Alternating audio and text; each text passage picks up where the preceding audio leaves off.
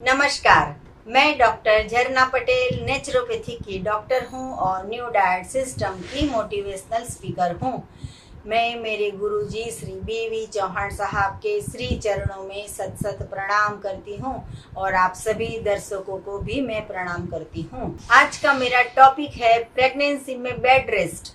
तो इसके बाद आपको जवाब देना है कि करना चाहिए या नहीं करना चाहिए। तो मेरा मानना है कि करने की बिल्कुल ज़रूरत नहीं है, लेकिन आप जॉब जाते हो, कार चलाते हो, व्हीकल चलाते हो, रास्ते खराब है, ट्रैवलिंग बहुत दूर करना पड़ता है, तो वो आप घर में रह के प्रेगनेंसी के डेज जो है वो पसार कर सकते हो। लेकिन इसके लिए जो डॉक्टर्स बोलते हैं या तो फिर जो हमारी नई बहू आती है वो बहुत डेलिकेट होती है, तो वो देख के डॉक्टर ऐसा सजेस्ट करते हैं कि बेड पे ही खाना है, बेड पे ही सोना है और पूरे दिन बेड में ही रहना है, खुद के बेडरूम में 24 आवर्स रहना है। तो जब भी लेडीज 24 आवर्स अपने रूम में ही रहेगी तो और कुछ भी क्रिया नहीं रहेगी करने के लिए। तो वो जो लेडीज है वो पूरे दिन टीवी देखेगी या फिर मोबाइल करेगी।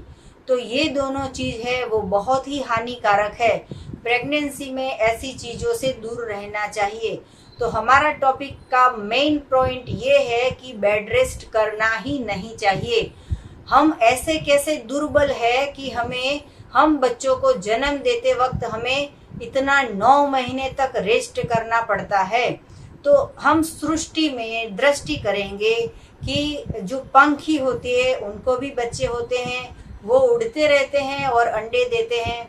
फिर जो है वो एनिमल्स, तो एनिमल्स भी पूरी प्रेगनेंसी होती है तो भी, जब प्रेगनेंसी नहीं होती है तभी बच्चा आता है, तभी नहीं आता है, तभी घूमते रहते हैं, फिरते रहते हैं, कभी रेस्ट नहीं करते हैं।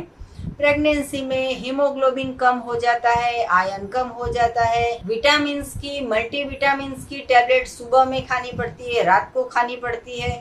तो ये सब नहीं होना चाहिए। प्रेगनेंसी में नेचुरल फूड खाना चाहिए, सुबह में, दोपहर में, शाम को, रात को। इसके लिए न्यू डाइट सिस्टम में हम जो फास्टिंग करने का बोलते हैं वो करने की ज़रूरत नहीं है।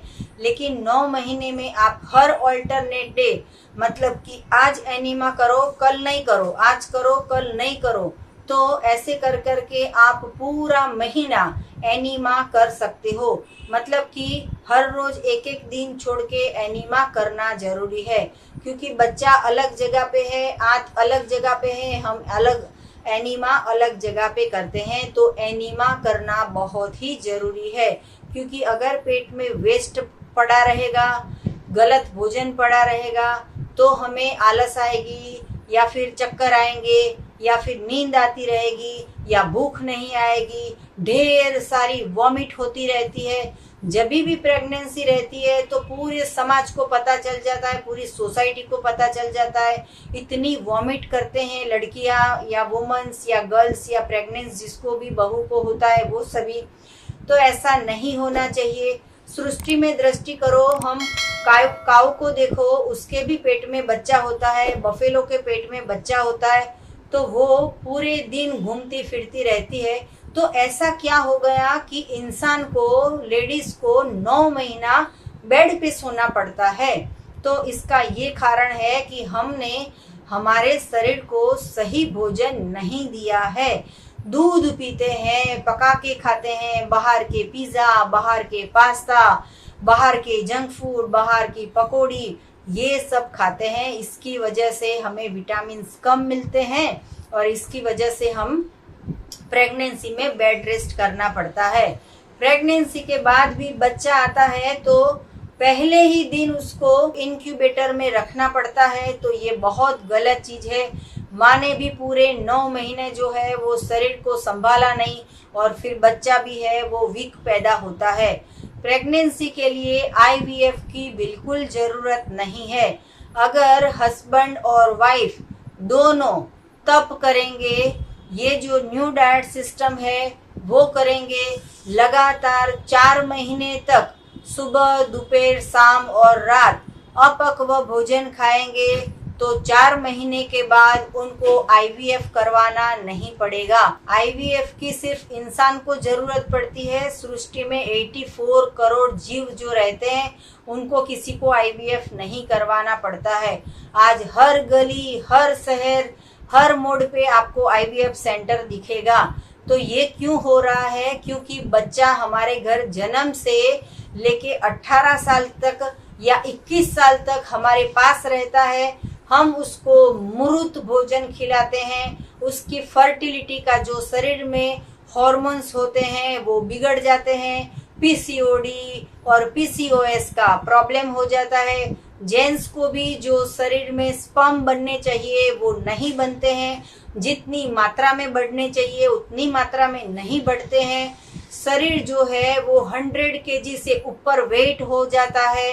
तो इसकी वजह से आईवीएफ कराने की जरूरत पड़ती है। तो अगर हमें स्वस्थ बच्चे को जन्म देना है तो हमें सबसे पहले हमारे शरीर को स्वच्छ करना होगा।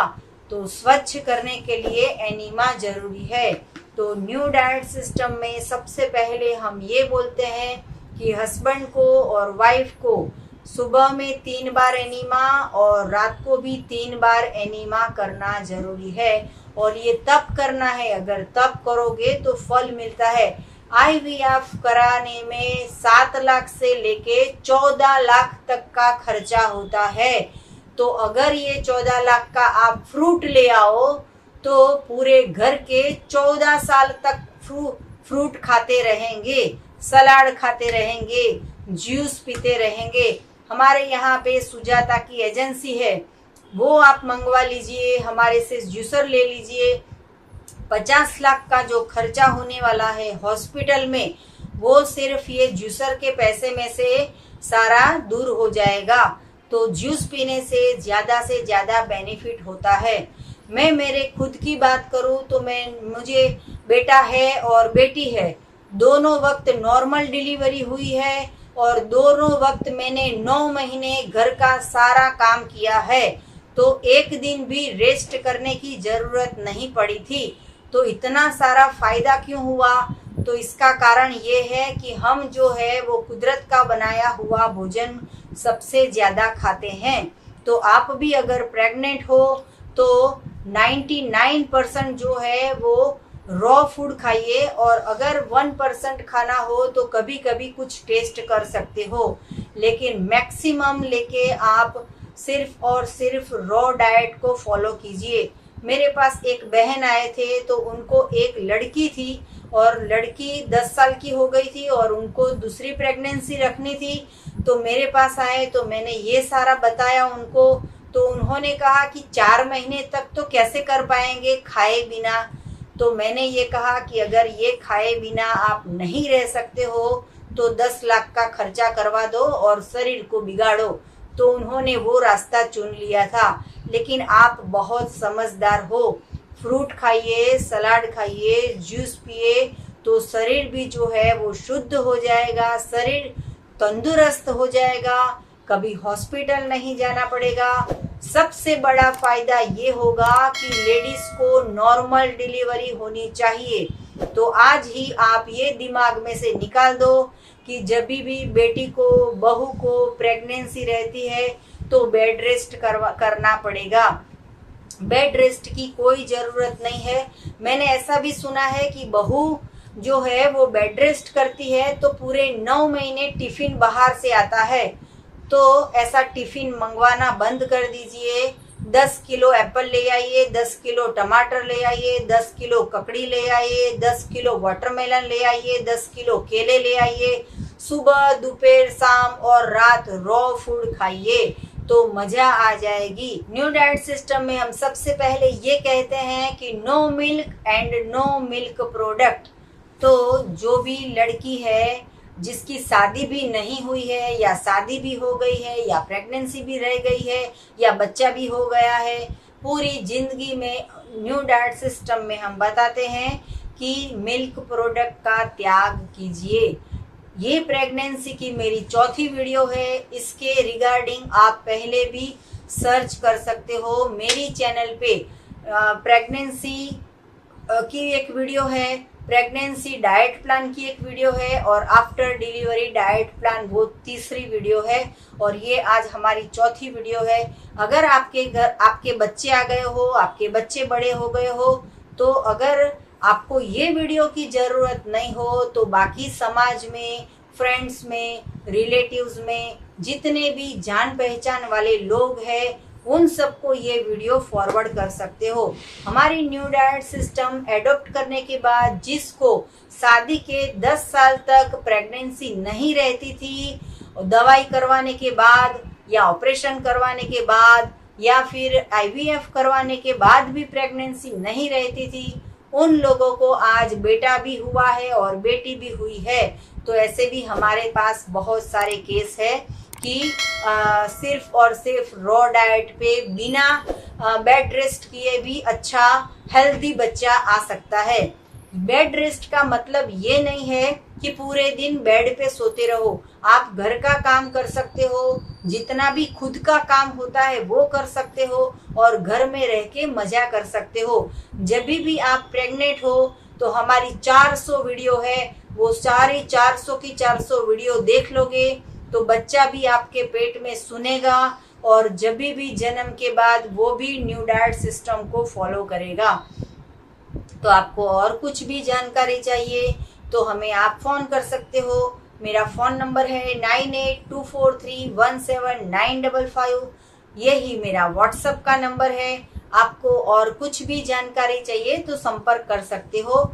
यही व्हाट्सएप का नंबर है जिसके ऊपर आप मैसेज कर सकते हो कि आपको NDS किट चाहिए या फिर एनीमा किट चाहिए या आपको बुक्स चाहिए या आपको छन्नी चाहिए या आपको सुजाता चाहिए या आपको कुछ भी ऑर्गेनिक हमारी प्रोडक्ट चाहिए तो वो भी आप मंगवा सकते हो। प्रेगनेंसी में खाने के लिए हमारे पास 3 प्रकार के सीड्स है। सनफ्लावर के सीड्स, पंपकिन के सीड्स, मेलन के सीड्स, खजूर है। ये सारी हमारी ऑर्गेनिक चीज़ें हैं। ये सारी मिक्स करके लड्डू बना के आप खा सकते हो। ये सारी मिक्स करके आप स्मूदी बना सकते हो और ये सारी मिक्स करके आप मुखवास में भी खा सकते हो। इसका आप दूध भी बना के पी सकते हो, आइसक्रीम भी बना सकते हो। तो ये सारी जो चीज़ है वो बहुत ही हेल्दी है। इसकी सारी रेसिपी भी हमारी YouTube चैनल पे आपको मिल जाएगी। तो थैंक यू, प्रणाम, आभार। सदा खुश रहो, सदा स्वस्थ रहो, सदा तंदुरुस्त रहो। ऐसी शुभकामनाओं के साथ बाय।